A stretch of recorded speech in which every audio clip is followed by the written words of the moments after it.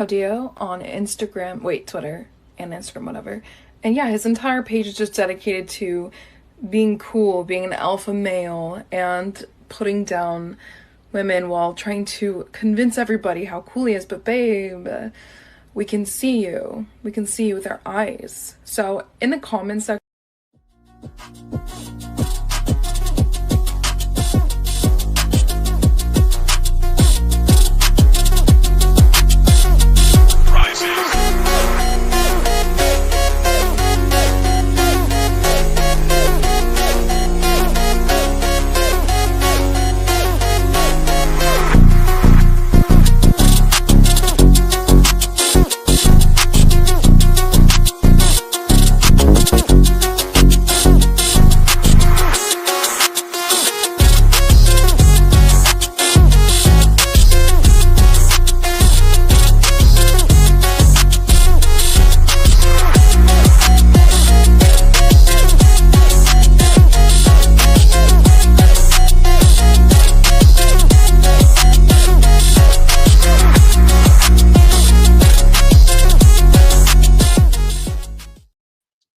And good evening, everyone. And the late show time is brought to you by me oversleeping today.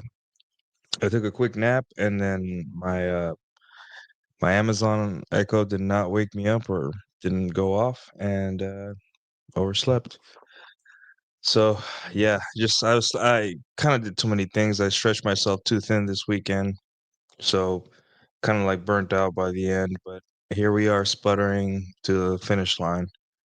So yeah, sorry guys, excuse the tardiness, but here we are, ready to go. So today we're going to talk about an interesting kind of thought process that helped me a lot to think about women and dating and pretty much a lot more things in life. And it's the concept of like perception versus perspective. Um, I heard it's a common spy technique in terms of like getting information out of people, but also it's like I don't know if that's true or not.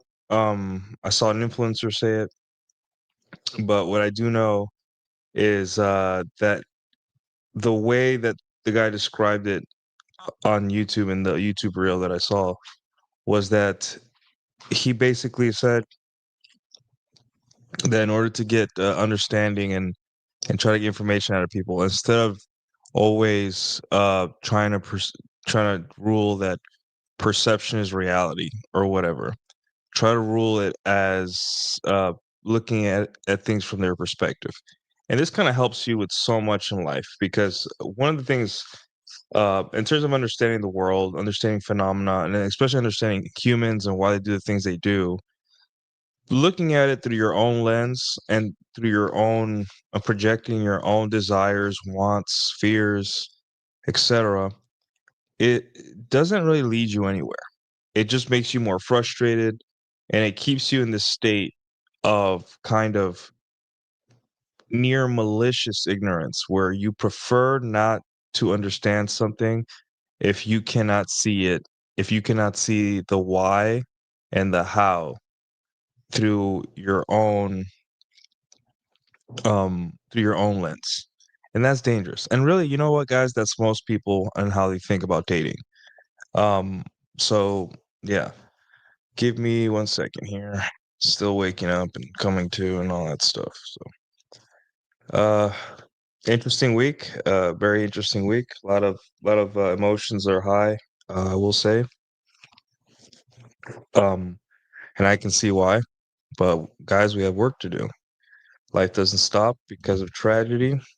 Matter of fact, life must go on because of tragedy. And if we keep veering off the course in terms of the work we've done in our personal lives, we might undo everything we've done over something unnecessary. So let's stay focused on what's important here. So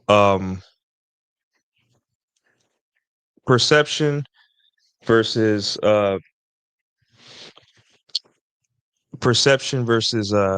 perspective. So perception is there's this common phrase in well, at least they use it a lot in the military is perception is reality. It's basically whatever someone else sees you as is usually the truth to them. And we say this because they're trying to keep people out of trouble, right? One second.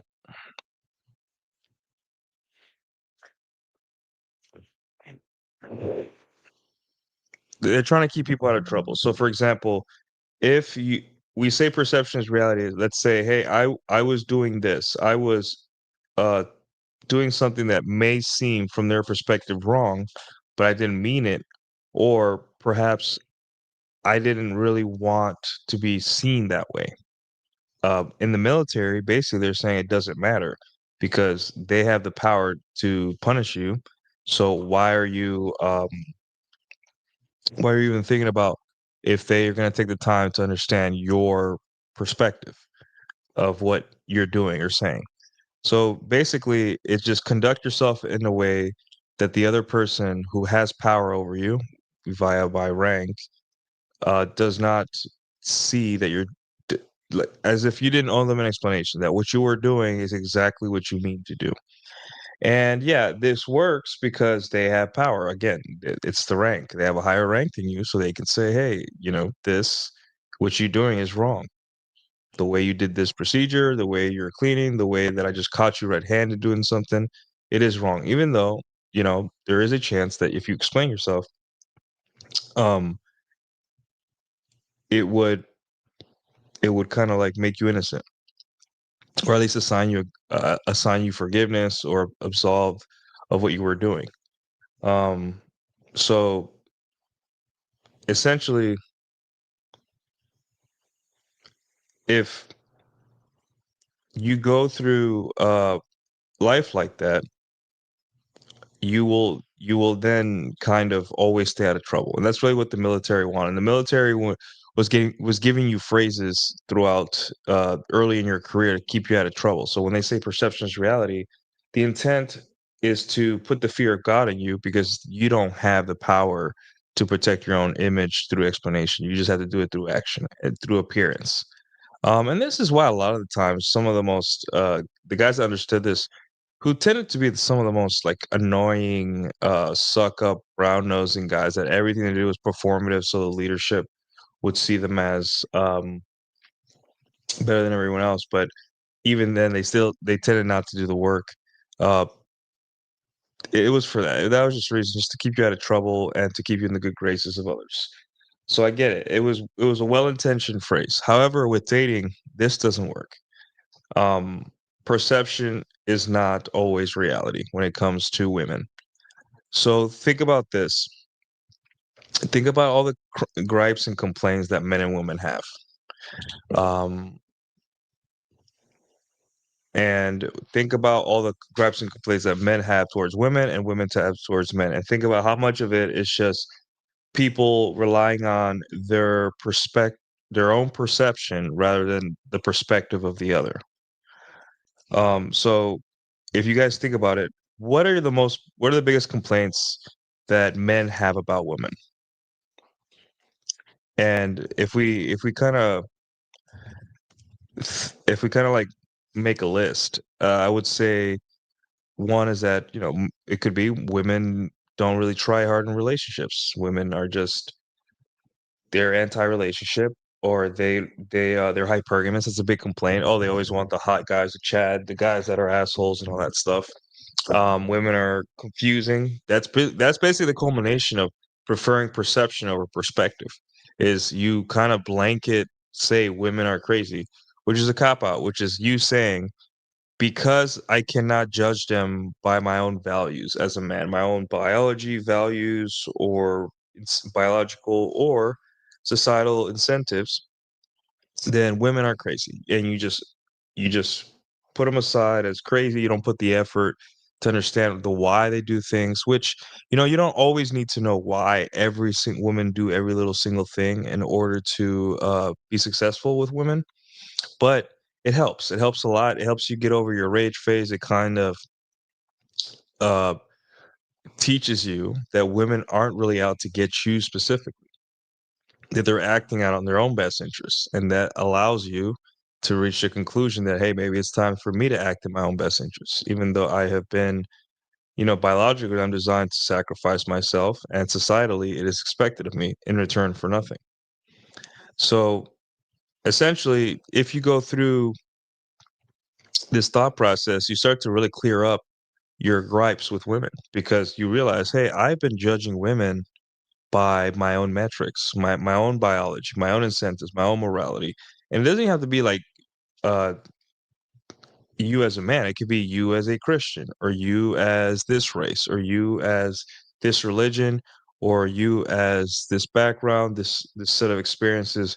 You keep judging women based on that, and essentially all the end game, the end of the road for that is just bitterness, right? Because when you try to judge something by your own or own perception, essentially they will break. They will always continue to elude your understanding, and because when they elude your understanding, you tend to say, oh, they're broken. Women, something's wrong with women. Women are broken. Women are off. Women are this. Women are that. And guys, that's not true. Women are not broken. They're just reacting to the environment that's been given to them.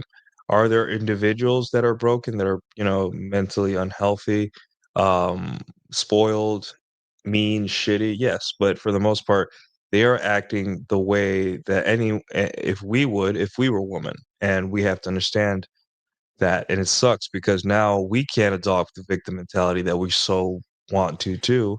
We have to adopt the, hey, either adapt to it or F off mentality. And that sucks. And that's how you get that is the red pill in itself. Because if we take rule zero is what? A positive identity for men, right? That's all we care about. What is positive?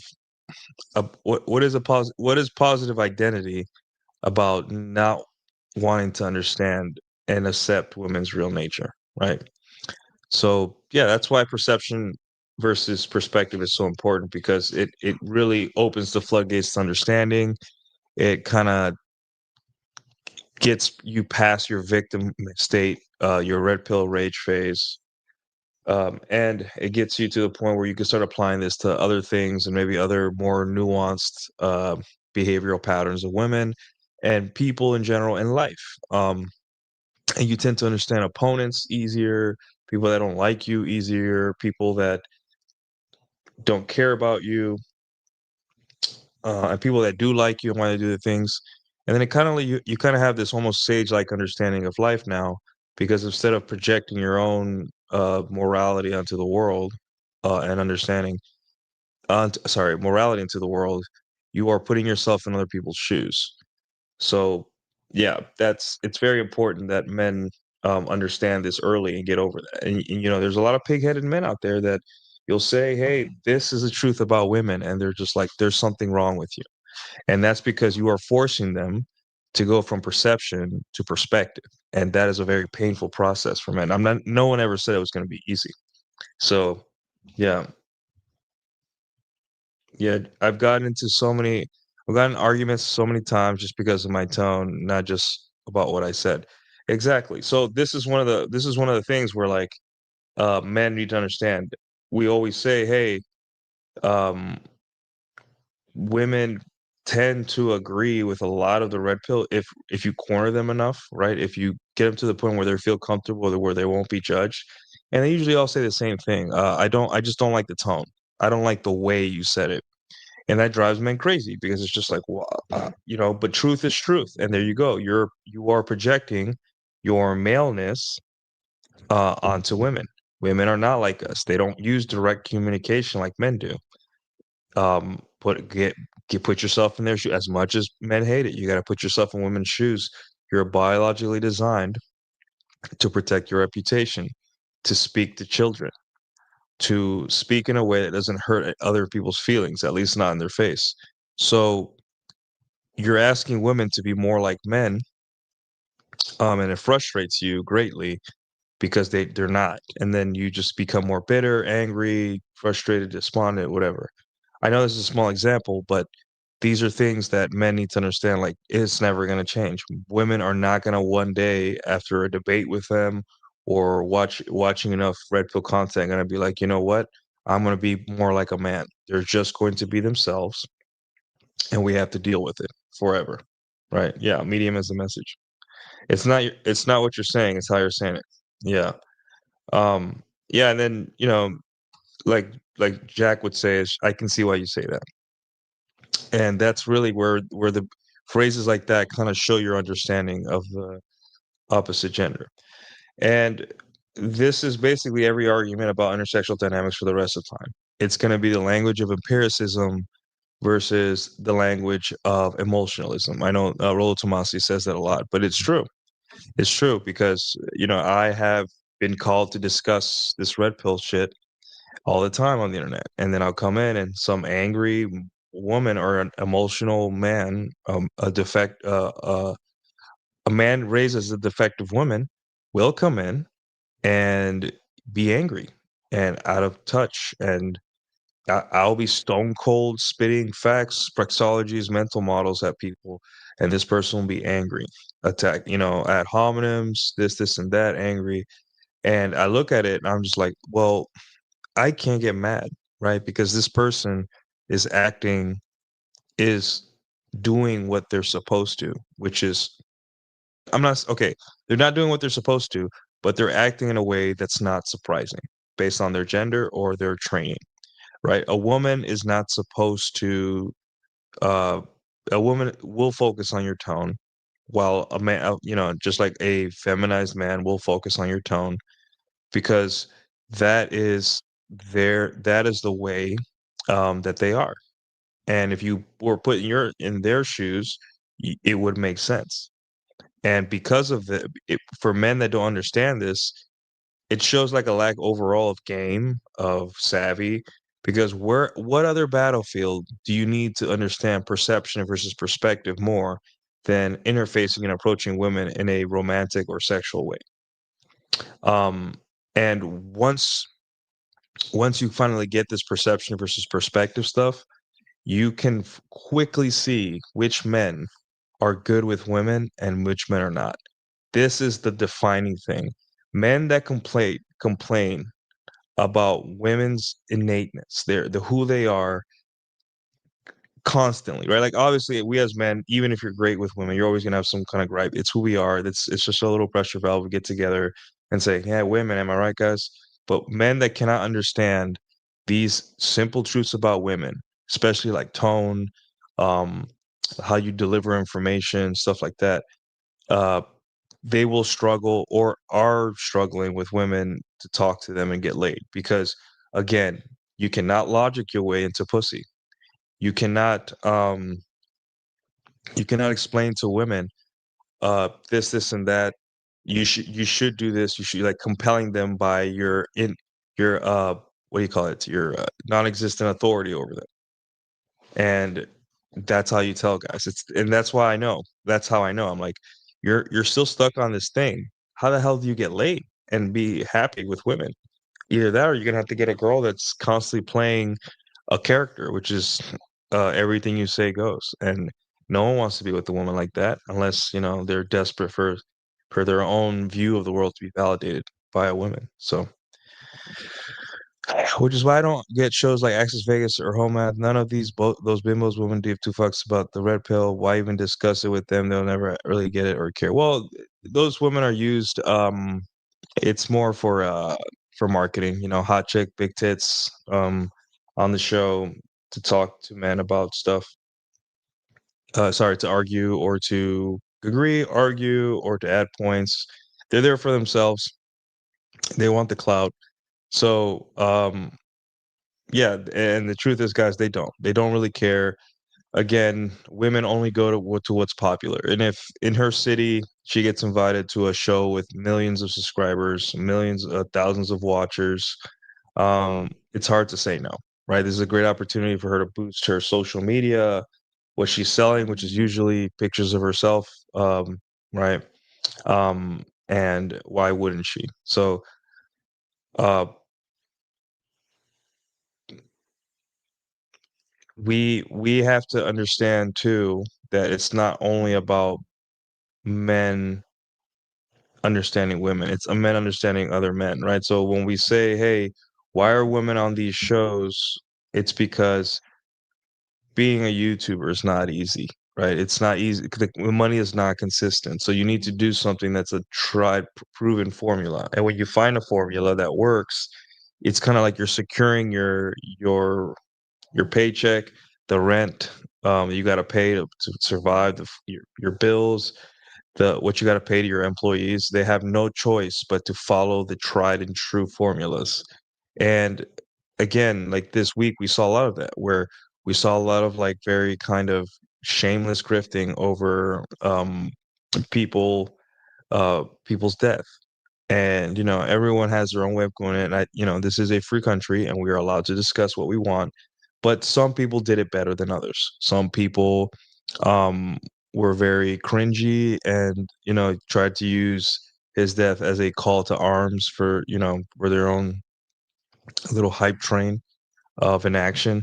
And others used it and talked about it in an intelligent way. Namely you know, uh, people like the Old Glory Club, people like like Ryan Stone, and not me though. I'm an idiot. I sometimes don't know what I'm saying, so don't. My takes on it were probably not that good, but for the most part, um, yeah, that's men understand other men, and that's what I say about like the whole influencer thing and uh, understanding other men and their motivations. It's again like it's what spies do. It's what CIA and FBI does. It's, hey, if I want to get information out of someone, understand someone, instead of looking at it from my perception, look at it from their perspective. They have bills to pay. They have employees. I don't know if you guys run businesses, but having employees means that you got to keep the business running enough so everyone gets paid. It is the minimum. So if everyone's getting paid, right, that's you're more, and you find the formula that does it, you're probably going to stick to that formula. And right now the formula for these shows is to talk about whatever's popular and have kind of ditzy or very young women with big tits on the show, and then pepper in kind of like more out there crazier women, give them alcohol so they can just push them over the edge to act out. And then you got a show and you have a way to pay bills and you farm super chats and all that stuff. So it is what it is. They're running a business model that is proven, it works. So that's why they do it. You know. So yeah. 1 second.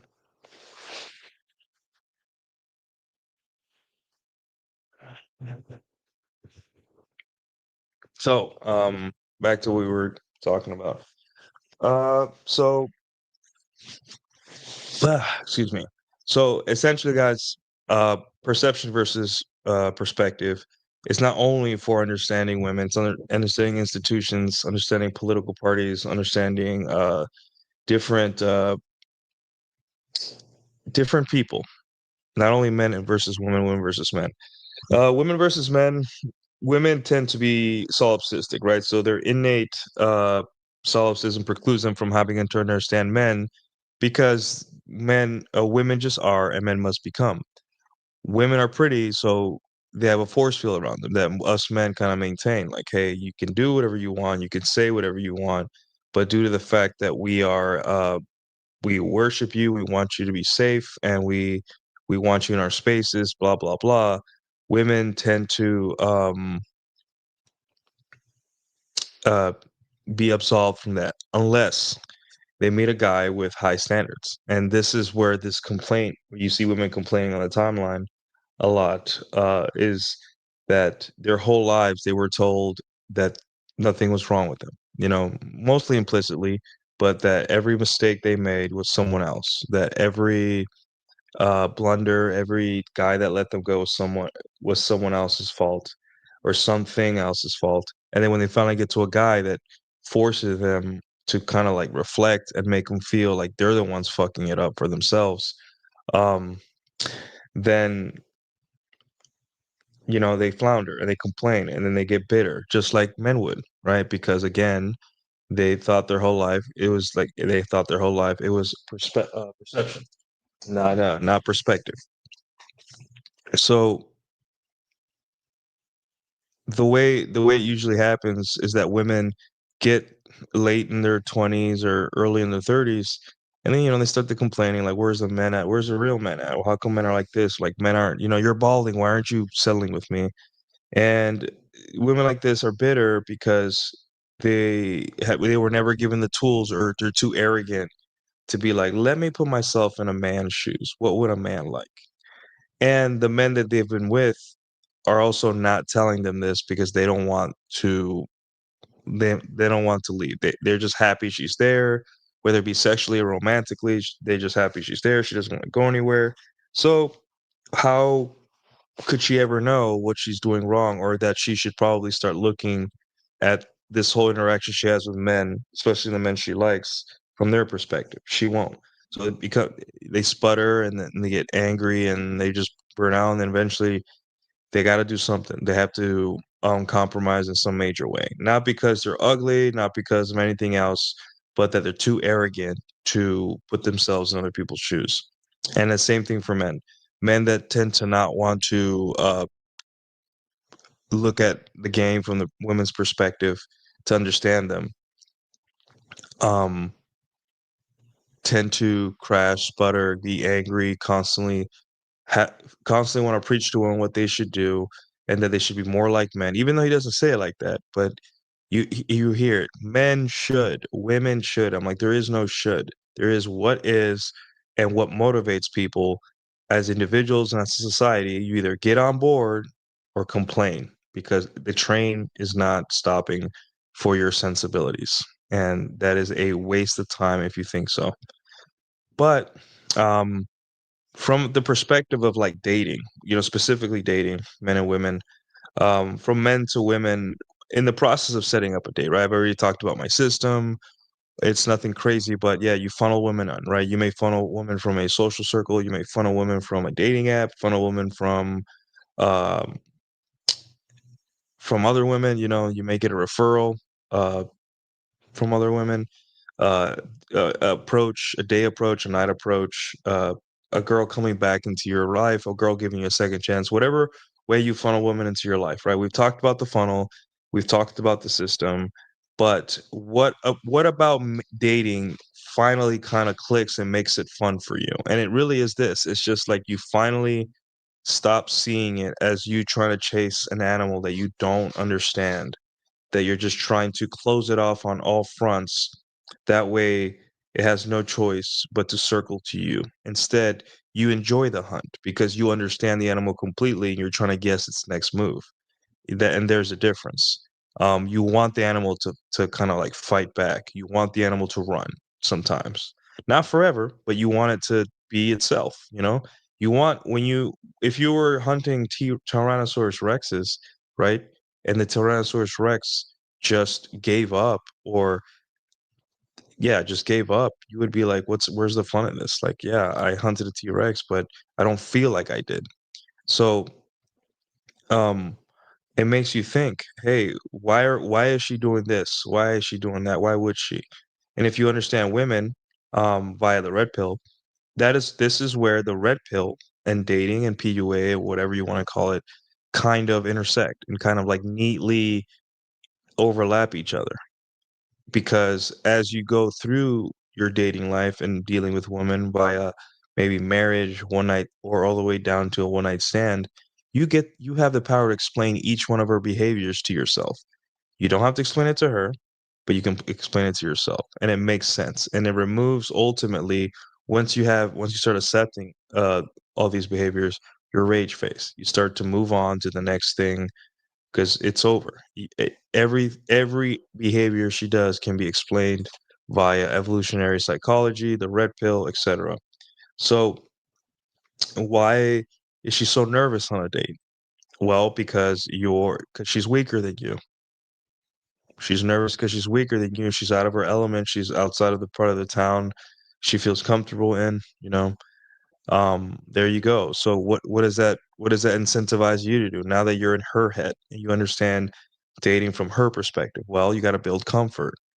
You got to build enough comfort. And how do you build comfort with another human being? Right? For us guys, we give a strong handshake and a hug. So you might want to do the same and touch her like you would your friend. But you're like, no. If I was a younger, weaker version of myself with tits, how would I like to be touched? And then you realize, oh, maybe softly at first, maybe not on my leg or on my thigh at first. Maybe I want someone to understand that there's places on my body I want to be touched with some level of force in the beginning. And as you move on through the date, you're like, hey, um, what are things that me as a man I would love to talk about, but other people wouldn't, right? So maybe you like to talk about politics, but think about this. How many people's eyes would glaze over if you just started talking about politics or crypto or your job or whatever? Most people. So instead of projecting like, hey, if I like to talk about something, everyone must like to hear it or talk about it with me. Like, no, not everyone is like me. I am me, and people may not like what I like to talk about. So now it shifts to what does she like to talk about, right? If I was a younger, lighter, much weaker version of myself with tits, right, that's trying to figure out if I want to sleep with someone, what would I like to talk about? Oh, family. Women love talking about their family, especially if they have a good relationship with their family. Um, I like to talk about funny stories that happen, events that I went to, concerts, stuff like that. So as you can see, guys, as you go through the date, as you advance your relationships with women, you put yourself in their shoes, you become almost you start acting almost like in a sage-like manner, right? You start achieving mastery because you have put yourselves in the shoes of the enemy, right? Because in dating, art of war, art of dating, pretty similar. It's the woman is the enemy and you have to like defeat her. When I say defeat her, I mean have sex with her, right? Hook up with her.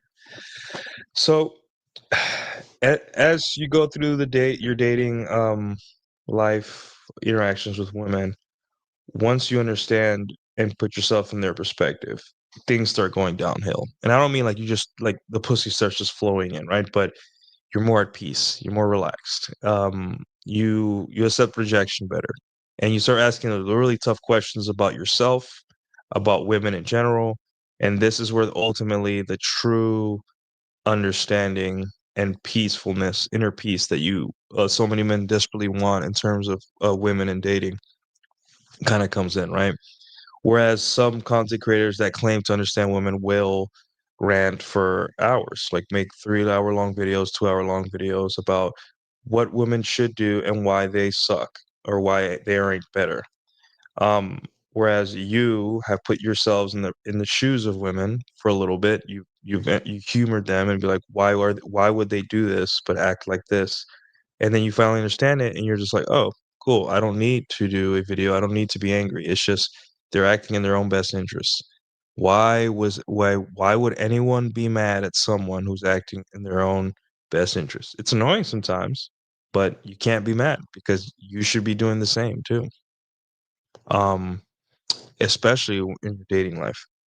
So you don't need to you don't need to make a video, watch a video as why women say this but do this, because you thought it makes sense because they're smaller, they're more nervous, they're more emotional, they react a certain way, they have less testosterone than us. They don't see it the same way. So once you have that, you kind of move on to, okay, well, what else have I been projecting my male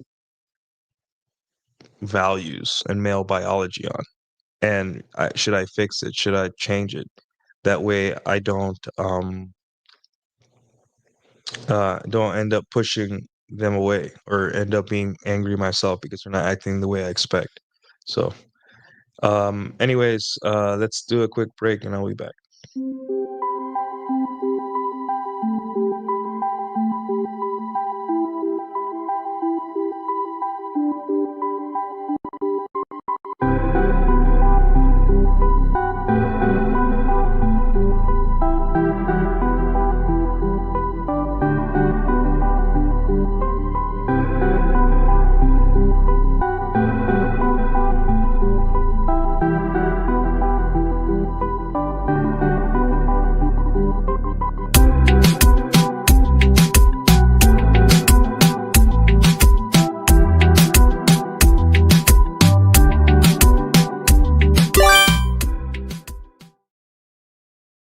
All right. Guys, if you have any questions or anything, please super chat. Um, I'm I pretty much summed up 80% of what I wanted to say. It's not really a difficult concept, but it's something that everyone. I just hope that guys, if they haven't used this mental model, I don't. I'm pretty sure someone must have come up with it before me. Like this is way too low hanging fruit in terms of thinking for guys for me to have just come up with it.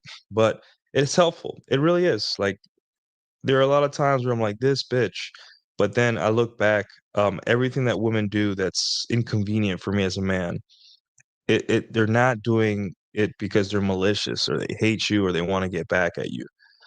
Yes, there's bad people. There's always gonna be bad people that kind of, like, really should have more regard for you and your loved ones and life. But again, or some people turn bad in situations where they're very incentivized to do so, just like any other human would. But for the most part, you'll realize that women really are not trying to to they're not out to get you. They're not obsessed with seeing your downfall. You're not that important to most women and most people. A lot of times you're just in the way. And I can explain this through several stories, but the story that kind of I get a lot of criticism for is Insurance Girl. So Insurance Girl, we dated off and on for since 2021 all the way up to 2023, I believe 2024. Stopped seeing each other in 2020, end of 2024, I think. I'm not sure. No, no. So okay, we started in 2020, mid 2021, and then I think the last time we saw each other was 2023. I think December of 2023. There we go. Um, man, we're almost through 2025, and I can't get my timeline straight. But essentially, we did it off and on, and we got a little bit close, but we always like recalibrate, like, hey, we don't want anything serious. Cool. Um, on the last time I ever saw her, or sorry, saw her like what? No, the first time where she had told me she found someone and wanted to stop seeing me, right? Was she had been taking care of my dog. My dog was in her house and I was 4 hours away, um, in San Angelo, Texas, doing some engineering work out there. And I felt, well, she told me this, and that's not cool because now I have to go see her and she has my dog. This is gonna be really awkward. And maybe I could tell her, hey, can you drop off the dog in my apartment? But I think I was asking a little too much because um she did not live that close to me, right? She was like 20 minutes away. So on the day I came back, the morning after I came back, I went to go pick up my dog, and she had called me crying that the dog got loose. And I'm like, hey, it's okay. I was nervous, but being angry or nervous is not gonna help the situation. I'm like, it's okay, relax. We'll find him. It's not a big deal. Um, and she did when I was on the drive there, and he had bloody paws, right? Bloody paws, and he was like a 1-year-old puppy then, right? Not even one, barely even 1 years old. And I was nervous. I'm like, "Is he okay?" He's like, "Oh, he has a little limp," and she didn't seem too bothered in the moment, even though she was crying to me earlier. So I was like, "Okay, this is weird," but um, and again, remember how I said earlier, no one's really out to get you, you're just in the way. What was her goal? She was actively trying to branch swing, right? Meaning that she is trying to go from one man to the other. And yes, while we were seeing each other casually, women have a fear. Like let's get into their shoes. They're smaller and they're weaker, and they understand that men are violent and can lose, especially over women. At least that's what our programming says. So in this situation, it must have been very scary, even though it was a dick thing to do to just hand me off my puppy with blood on its paws and be like, okay, cool, thanks, have a nice life, which is basically what happened. But I had to understand that in that moment, hey, she's brand swinging. She's not doing a very good job at it, but she's trying to brand swing me out of her life, get rid of me in a clean way. And she messed up, and now, you know, this is the result. So instead of me getting mad or angry or, you know, saying or doing something, I just said, good luck, don't mess this up. I believe in you, giving her the blessing, right? Because I'm trying to de-escalate her emotions or an anxiety over what's happening. Yes, I'm pissed about my dog, right? I love my dog, but it doesn't help if I just blow up or angry or like say, why did you do this? You should, I suggest be like, de-escalate the situation, give her my blessing, leave the door open in case she wanted to come back, which she did 3 months later. Her relationship failed. Um, and move on to something, and then move on. For me, move on somewhere else.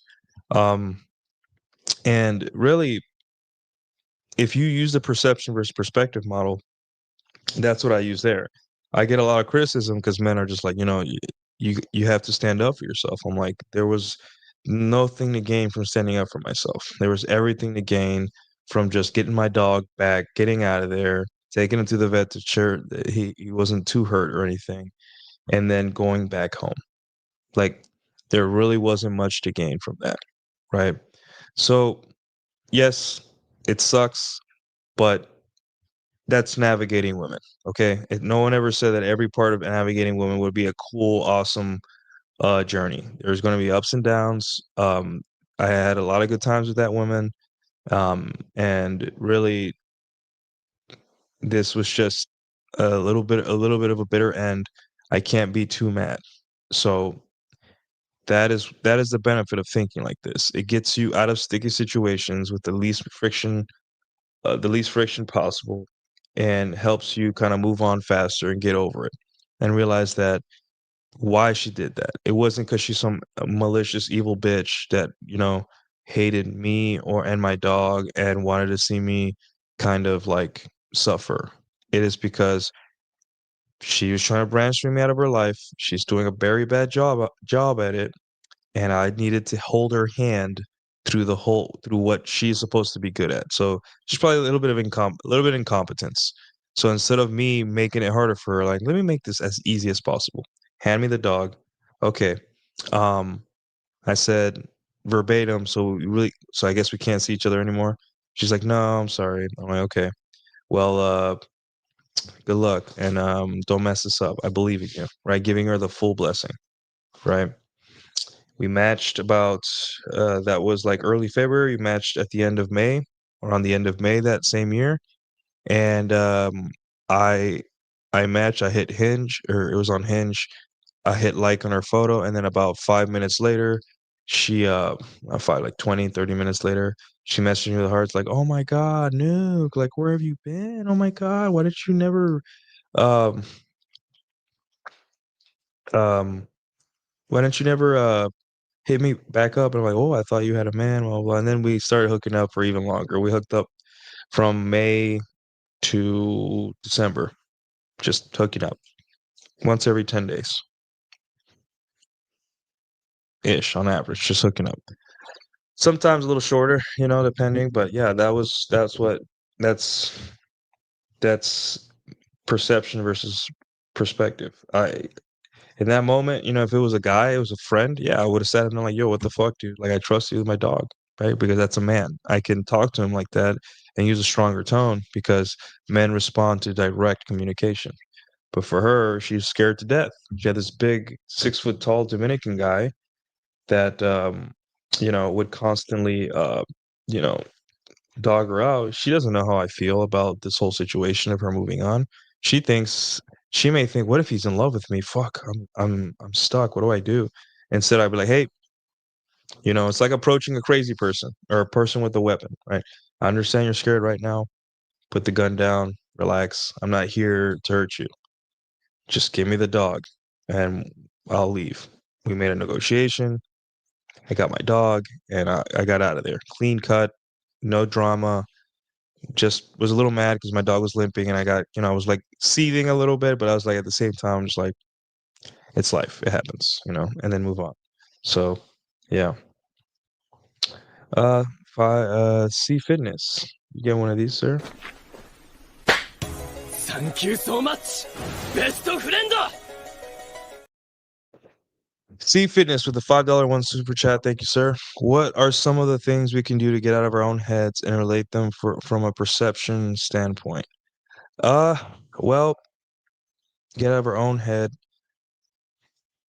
and relate them from a perception standpoint. You mean like maybe exercises we can do?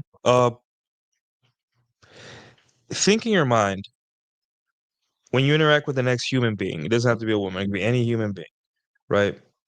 Think in your mind the most likable person you've ever met. It could be a father, it could be a girlfriend, it could be a friend, it could be a coworker, one of the most likable people, and what made them so likable. And I can tell you more often than not that what makes them likable is that they put themselves in your shoes. And there's nothing more likable to the humans when someone truly, at a minimum, makes it a deep effort to understand them. And that has been a tool for me to make myself likable. Um, and for example, most people believe they work hard. Most people believe they are hard workers and they need to work harder. Most people.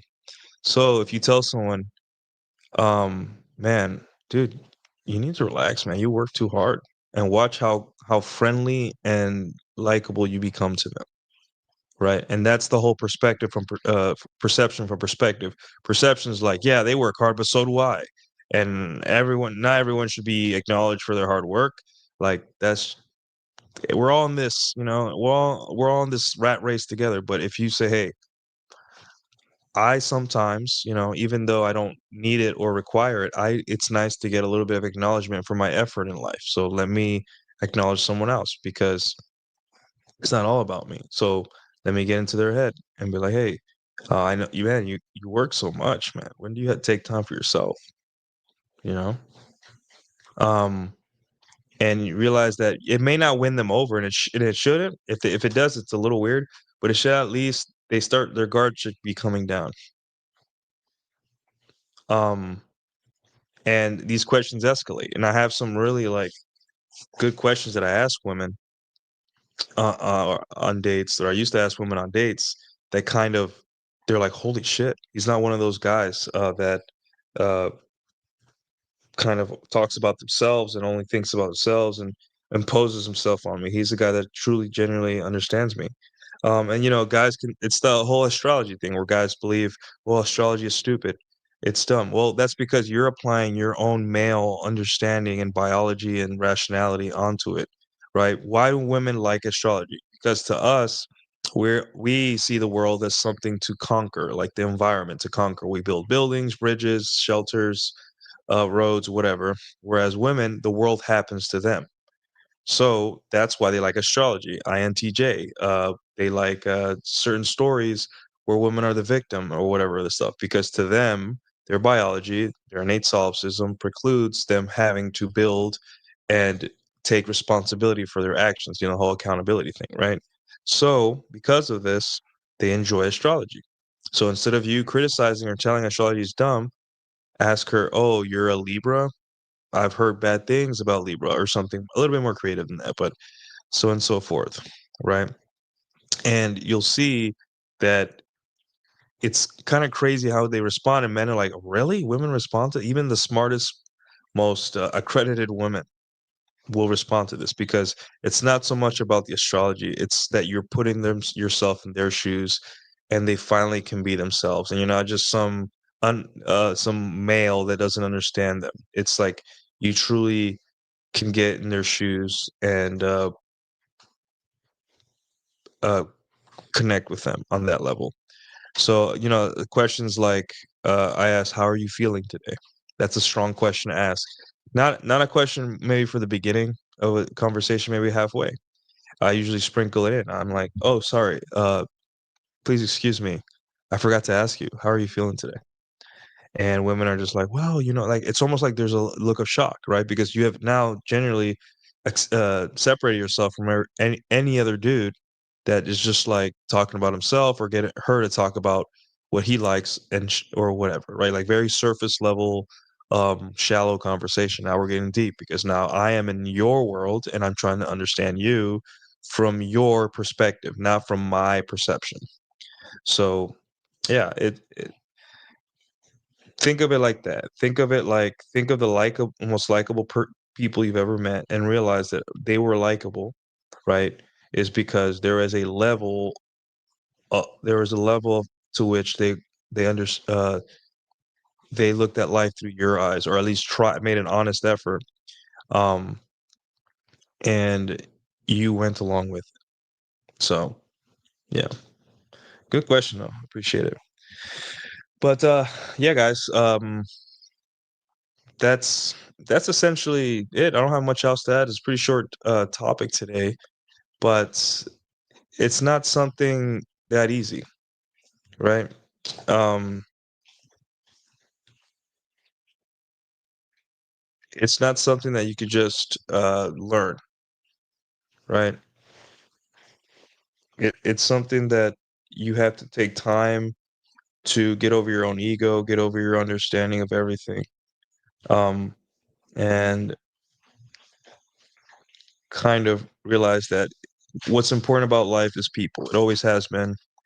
Um, and validating people really will get you is what is going to get you laid the most.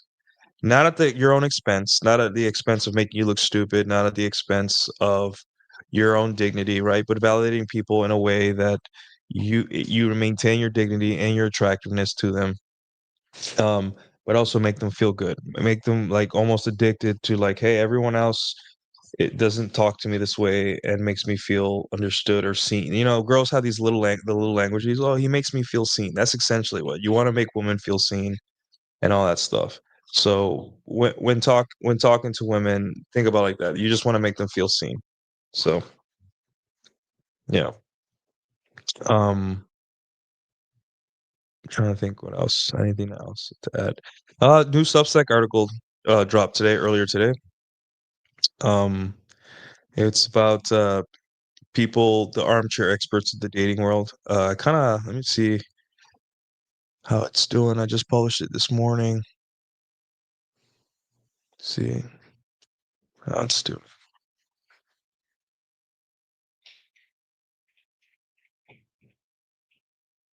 Mm, let's see. Okay, so yeah, there it's doing all right. So yeah, it's the 97th article I have. It's about I got three more articles to go. Chugging along. I took a break from writing for no good reason, guys. I have no excuse. I was just tired and going through some personal stuff, so I just But we're back on the trying to build momentum to my writing all over again. Right. But I talk about like different armchair experts on this article. Uh, you have your boomer parents or your boomers in general. The guy from the foreign country who his frame and his skill with women is outsourced to the government or to his religion or to whatever. There's the conservative moralist grifter. There's there's women in general, and and then science researchers, science guys. These five people are armchair experts of dating because none of them are usually tend not to be the man in the arena. And even if they are, they have to be quiet about it because they don't want to offend mommy gynocentrism and all that stuff. So it's a great article. I think I like it. Will your 100th article be your last? No, I will keep writing forever. Um, but I just want to get done with these series. I think after this, I'm going to start storyboarding and coming up with characters for my manga slash novel that I want to write. I'm going to give it a shot. It's probably I don't want to make it longer than 100 pages. I might not even publish it on Amazon. I may just make it on Gumroad. 30,000, 50,000 word novel, and then we'll adapt it to a manga maybe in the future whenever I get artists and stuff like that. But for right now, I just want to get the story out. And hopefully you guys will like it. Hopefully you guys understand where I'm coming from in terms of terms of my writing and my characters. And it's yeah, remember the my inspiration is going to be drawn from watching anime. and all that. So you guys will see common tropes, and stuff like that. And I like stories just like you guys, right? I understand the problem with stories today. Um, I understand what, like, all of us roll our eyes all the time. Like, I not all the time, but when we would go to the movies, like in the past maybe 3 years before, like I gave up on Hollywood, right? But I'll return for a good movie here and there. But um, all of us roll our eyes when we see something like time travel, like not time travel. Are you serious? Or when we see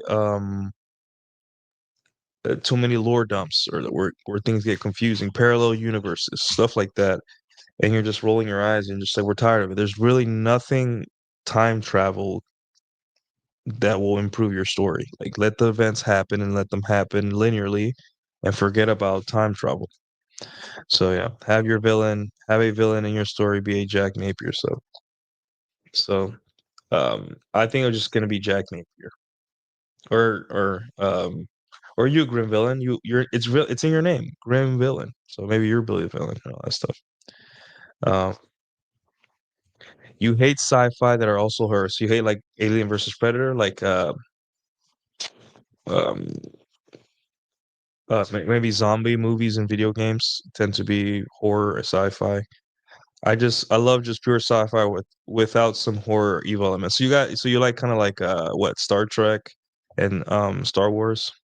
Because horror, maybe you like it in small doses, because Jurassic Park was sci-fi, and then towards the end of the movie it became horror. But then again it became sci-fi again, right? Because the first half of the movie, it's like an expose of like the dinosaurs and all that stuff. And then it gets gloomy, right? They get stuck out in the middle of the park. The T-Rex figures out, hey, the power's down, I can break through this. Other dinosaurs figure it out, and it becomes like a horror movie pretty quick. But yeah, okay, yeah. Star Trek: The Next Generation is a little more softcore and all that horror elements. Yeah, huh? Yeah, I realized that a lot of sci-fi turns into horror, um, or they rely on horror because like horror is like based on shock value and jump scares and monsters, which goes well with sci-fi because sci-fi lets you do that a lot. But I also realized like very few movies that are pure sci-fi. Like every sci-fi movie tends to have a little bit of horror element to it. Maybe it's because it's just, yeah, 60 70% of Jurassic Park is run and hide from a large thing.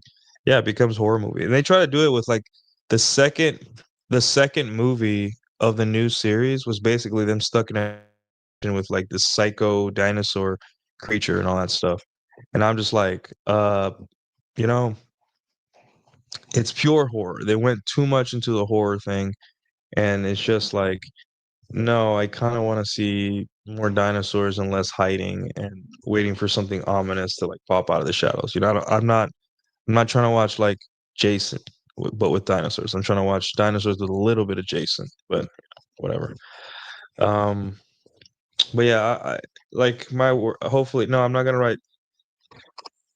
I'm not gonna write too much about. I'm not gonna make it too horror filled with horror. Horror is interesting, right? A lot of video games, sci-fi video games, kind of use horror too, to make it more interesting, especially zombie games and like futuristic games like Horizon Zero Dawn and Death Stranding uses horror a lot, um, um, to get through. But me, it would be more like along the lines of like Cowboy Bebop, very clear, very succinct storytelling, um, with a focus on backstory of each character, right? Which makes it more interesting. I noticed that there's things that Eastern media does better than Western media in terms of storytelling. And I noticed, like, one of the things I notice about that I like about Eastern storytelling is that they leave the love interest stuff, the love story, for absolutely last, right? Whereas movies and series like in here in the West kind of like push it on you in the beginning or midway through. They make out halfway through or like in the last third of the movie, and you have to deal with out of nowhere this lovey-dovey language like I love you, okay dear, okay honey boo boo, and it's just like now they go fight the protagonist, sorry, the antagonist, and during the fight, they're acting like, like Sailor Moon and what's his name, Tuxedo Mask and stuff like that. I'm like, no, that like you've changed the character and the dynamic completely, right? Due to sorry, I was licking me. Completely. Now I don't even feel like I don't even know these characters, and it's almost cringe, right? Whereas if you if you push the romance all the way to like the final things, it makes it almost more meaningful. It almost makes it like they put aside their romance and their love for each other. Um, they put aside their romance and their love for each other to focus on the plot and the task at hand. And it wasn't until the absolute end where it resolved. Like for example, Attack on Titan. Um, I finished Attack on Titan's arcs a long time ago. Like for example, Attack on Titan. Um, the love stuff was the last two episodes, right? Last episode, yes, it was spread, it was peppered in, but you never expected anything to come of it. It was just, I thought until the third season and the ending of the third season or the beginning of the fourth season that Mikasa was just psychotically protecting Eren out of like a misplaced mother older sister kind of dynamic, right? Like I thought it was that. It wasn't until the last two episodes where I'm just like, she really was in love, or the last like 5 episodes or 10 episodes, she really was in love with the guy. But it just didn't overpower the plot. It didn't make it the focus of the plot, and that sucks. And I hate that. And I see that in movies here, where it's like they kiss in the last third of the movie, and all of a sudden they become this love power duo combo, and I'm like, oh my god, you know. They did it in Star Wars, right? Like where Ray and what's his face fight together in the second movie against Snoke or something, and all of a sudden they're like little besties, and they change the dynamic completely. Where they should have just pushed that off until the very end. It would have made it more meaningful. It would have made it more watchable. But that movie's full of mistakes. So yeah, with shonen stories, it's because they know boys don't care much about romance and just want to go on an adventure. Yeah, maybe it's that. Maybe it's because they're trying to appeal to men, and men are like, great, love. Love is important, but we got a world-ending entity to destroy. Um, I don't have time to build a relationship right now with you. But you're probably right. It's probably because it's boys. Like women stories where they're trying to get women to watch. It's just like from the beginning, there's a lot of flirting, there's a lot of banter and all that stuff, and you're just like like it's almost feels forced or misplaced. Um, and even for some stories that are supposed to appeal to men, it feels misplaced as well. Another thing that feels misplaced with romance is that romance between side characters. That always feels weird, right? Like, for example, in The Boys, where it was like, is it Kimiko and the French and Frenchie, how they were falling for each other? I'm like, they're side characters. Like, yeah, I know, it's just it shouldn't take that much focus, you know. The love story should be the protagonist, and it should be pushed off to the very end where everyone's like, oh, they really were in love, or oh, they he really caved, or hey, the protagonist is suffering or dying, and he's finally, saying, I wish we could have had something, um, and all that.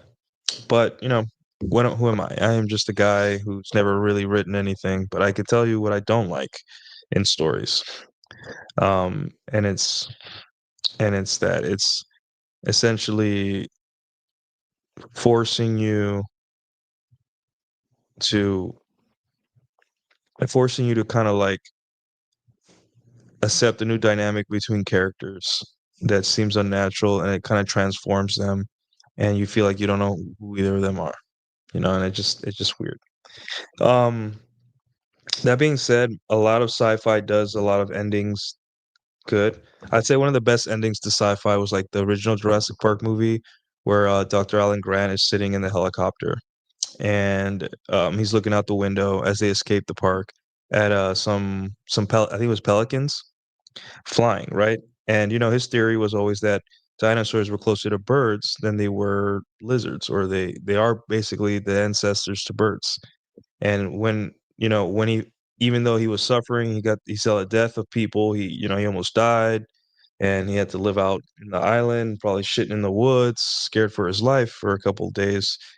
He's satisfied going home. He's protected, or sorry, he's going back to civilization, and he sees, him being kind of like the hey, everything's gonna go to shit. Why would you do this? And him having to accept that people make mistakes, and that you know uh he tried to scare that one kid in the beginning with the raptor claw, saying like, "Oh, a velociraptor would tear you to shreds, kid." Um, and now him realizing that he had to save a boy, similar to the boy in the beginning, and a young lady from getting killed by raptors. Right? He kind of saw the humanity in children, and he looked at himself and was like, "Wait, you know." Um, what's the point of all this? The point is I love learning about dinosaurs, even though um I almost died. So he sees the birds flying, and he's like, they really are like birds, right? He has that really satisfying smirk on his face, and that's a good ending because um the ending really kind of confirmed, even though he went through all that pain and almost died multiple times, and got proven right constantly. He really looked back and he's just like, it was a shitty experience, but at least I know now for sure that my theories on what dinosaurs are most related to is correct. You know. How do you feel about the attack ending? You know what? I'm gonna say I like it. I like it because the tension in the final season, in the beginning of the final season, is very confusing. You'd have, I had to look up like like, why, who is this person, why is this important? But towards the last, like, what, 10 episodes, four, eight some odd episodes, the story starts being simpler and becoming more and more like focused on Aaron. And that's what I like. Like, it started out a mess. Like, we have more Titans, and everyone's older and changed, and everyone, like, Armin turned into the Colossal, and Armin's not one to like try to. He's not really an attack force. He's very tactical, but he just goes in and explodes and destroys half a harbor. I'm like, what is going on? This is crazy, right? But towards the end of that season, of the final season, it becomes like there's only one thing that matters, and that's to stop the rumbling. And I like that. I like that people are able to wrap up multiple strings of storyline and lore and all that, and make it all focused on one thing, which is stopping Aaron, all that stuff. So it was very unclean in the beginning, but I guess they cleaned it up, and then obviously they pushed off the Mikasa Aaron romance to the very end, made it very heart heartbreaking and all that stuff. And yeah, I thought it was well written. Honestly, the last episodes, the first episodes were all over the place, but the last episodes were pretty well written. But I understand that how that could be an unpopular opinion on that stuff. So yeah, author kind of wrote himself into a corner with AOTA. Maybe a lot of manga is written episode by episode. I don't know if I want to write that way. It seems more like a more fun way to do. You just wake up one day, I'm like, all right, what am I gonna do with this chapter? Last chapter they did this. How do I? And then I guess maybe they take it as a challenge when they write themselves. I know that Dragon Ball and Dragon Ball Z was written like that, where and Super, where like every episode is one by one. They didn't like plan out too far ahead, so they just kind of like little by little wrote themselves into a corner and then try to write themselves out. Doesn't always plan out, but hey, I can see that they can enjoy that challenge. You made an X post calling Renoir an ultimate wife guy. How was he a wife guy? Um, so spoilers, if you guys are playing Expedition 33, I'm gonna give you 10 seconds to leave because this is gonna be spoilers, right? Or to mute or whatever. So 10 seconds, and we'll continue on with the stream because these are spoilers.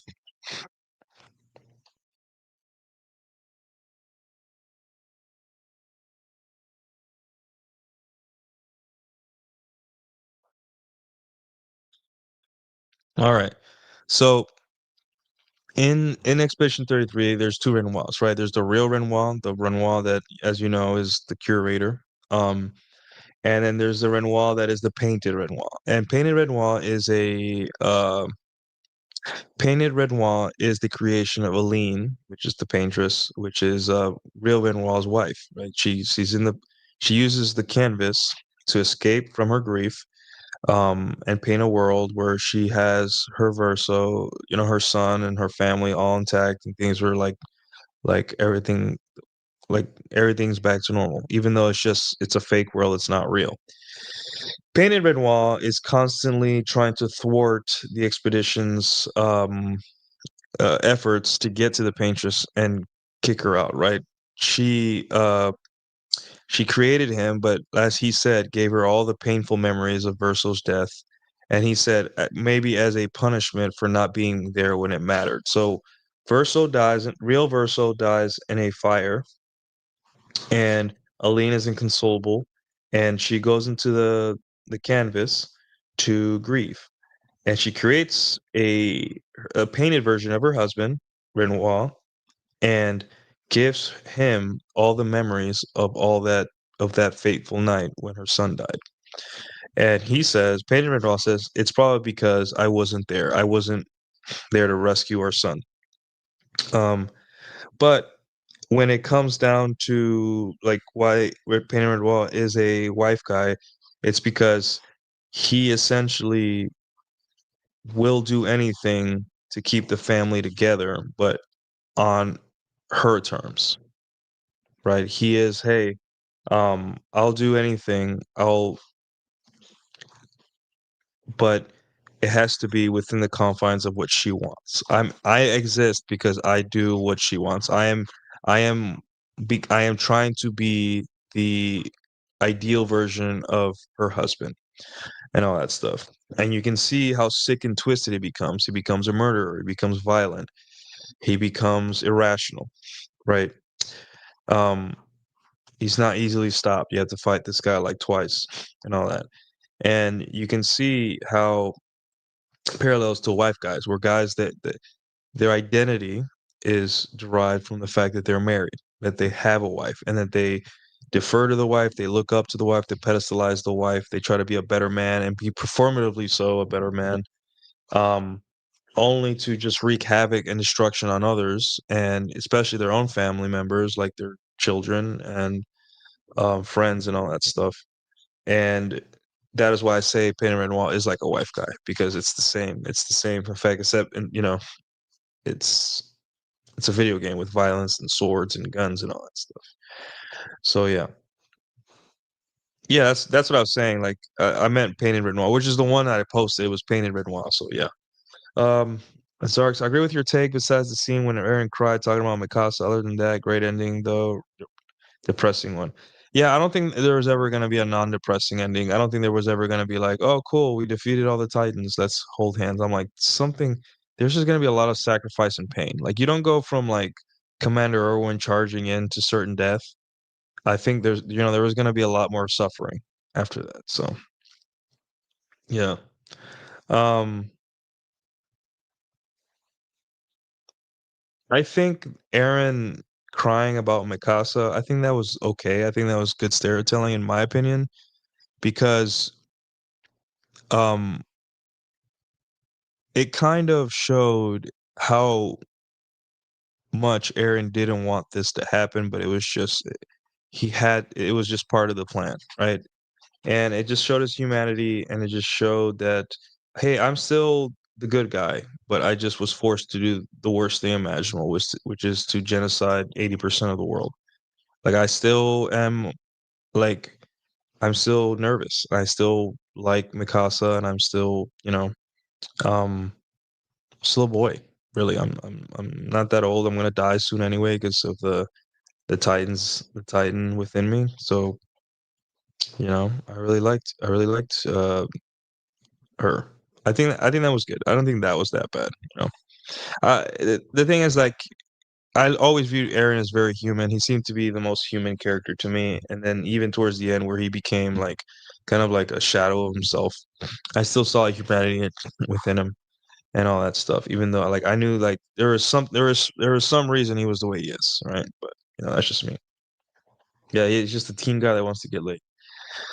Expedition 33 is kind of base. All the expedition journals remind me of field reports and note swapping in the RP space. Yeah, um, it's a good game. It's gonna win game of the year, I'm pretty sure. And it kind of answers, like I was telling the guys today on Post Zero, kind of answers all the questions that that gamers are complaining about, right? You can catch me on Post Zero. It's on Jack's channel, um, where I say that, and it makes sense.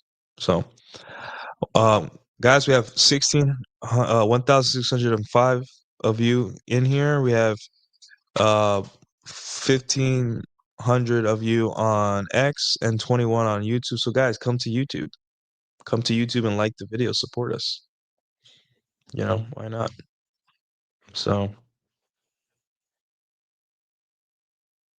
yeah. Um, Let me see.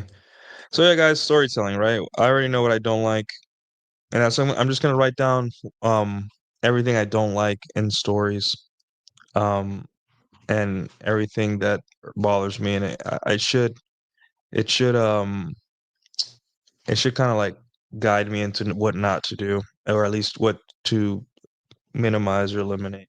So the scene when he told Armin, "I don't know why, I just wanted to see this view," shows he's just lost. Absurd that, but in a good way. Yeah. Um,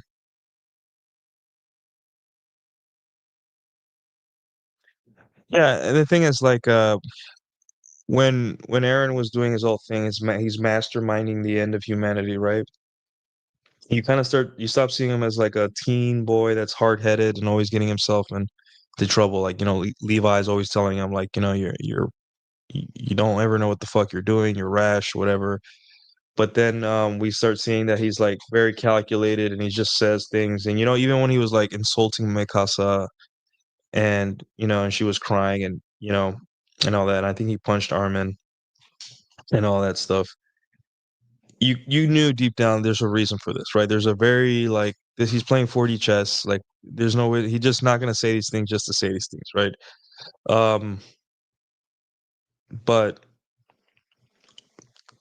deep down you knew that hey, he's doing this for a reason. Something's about to happen. This will be explained soon. Like this isn't just him being him. And a lot of people took him for his word. Like no, dude.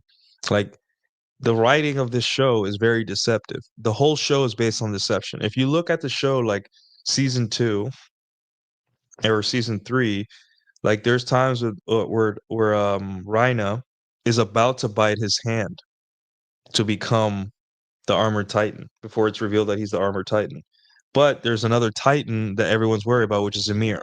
So it's just like this whole show is based on like deception and getting you to pay attention to something when there's other things that are happening right in front of you, which is pretty good writing. But yeah, I think it's just a fun way for you to play with your audience and get in their head. But um,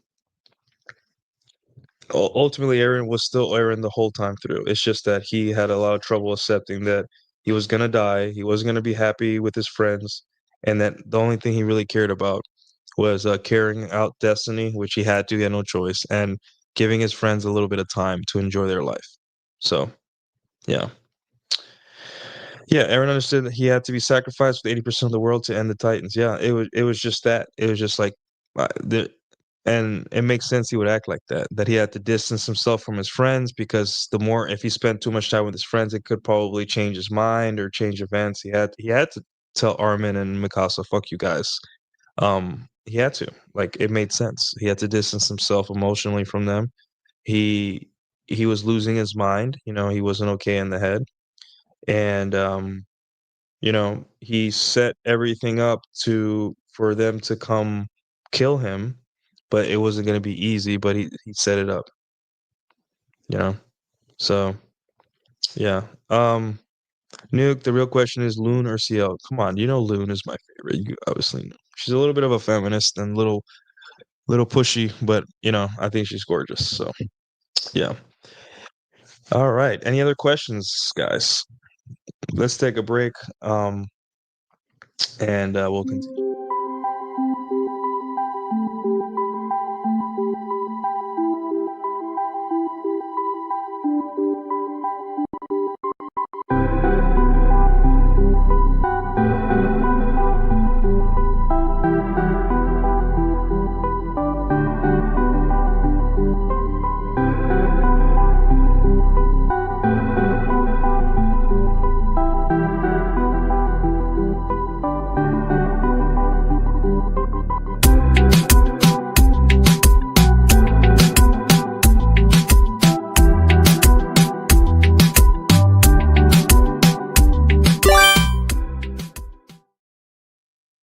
All right. Um, cool. So yeah, we talked about perception versus perspective and understanding women. We talked about story writing. We talked about anime. I'm always down to talk about anime. I went cosplaying yesterday. I went as Luffy. Had fun. The DJ wasn't as good because there's just very sometimes DJs play like very percussive music, which is just it kind of tires your brain out. You need a little bit of like music music that calms your brain and then hypes you up again, up and down. But he was just like too for my tunes, 2.5 hours, bro. And I couldn't. So it is what it is. But yeah. All right, guys. Well, that's all I have. Thanks again for you guys watching, your questions. Please subscribe to the Substack. I'll put it here in the chat. There you go. And yeah, be on the lookout for the next article. And after this week, I think more streams to come. So if you guys can't catch a Sunday night, well, it could be a weekday morning. We'll do Q&As and all that stuff, and we'll continue to work through. And I'll bring you guys more content and all that stuff to help you guys and all that. So thanks again for watching. And you guys have a good night.